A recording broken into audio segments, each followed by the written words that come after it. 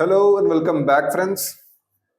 आज हम बात करेंगे डिडक्शंस के बारे में, स्पेसिफिकली अंडर सेक्शन 24 जो आप क्लेम कर सकते हैं under head house property.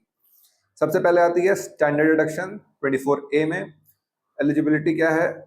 Let out properties पर ही आप डिडक्ट कर सकते हैं। कितनी कर सकते हैं? फ्लैट डिडक्शन है of 30% on the net annual value. फिर आता है interest on home loans 24B के अंडर। होता क्या है?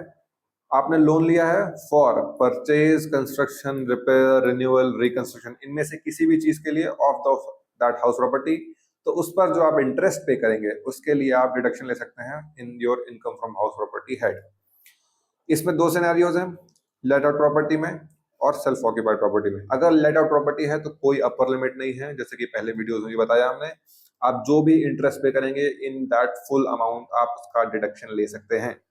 उसके बाद आता है सेल्फ ऑक्यूपाइड प्रॉपर्टी। इसमें मल्टीपल सिनेरियोज हैं।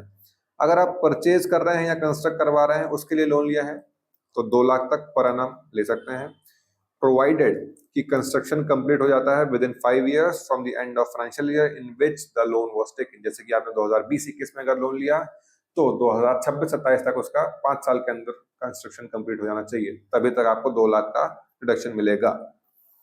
रिपेयर या रिनोवेशन करवा रहे हैं तो उसमें आपको 30,000 मैक्सिमम पर एनम का रिडक्शन मिल जाएगा। प्री कंस्ट्रक्शन इंटरेस्ट यानी कि आपने इंटरेस्ट पे किया है during the construction phase can be claim in 5 equal annual installments starting from the year in which the construction is completed।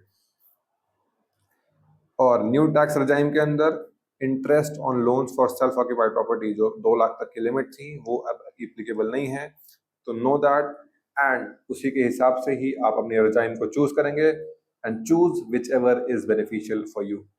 So that's all for today guys about deductions on the head income from house property। ऐसे ही और informative videos के लिए हमारे साथ जुड़े रहिए on advice brain. Thank you very much.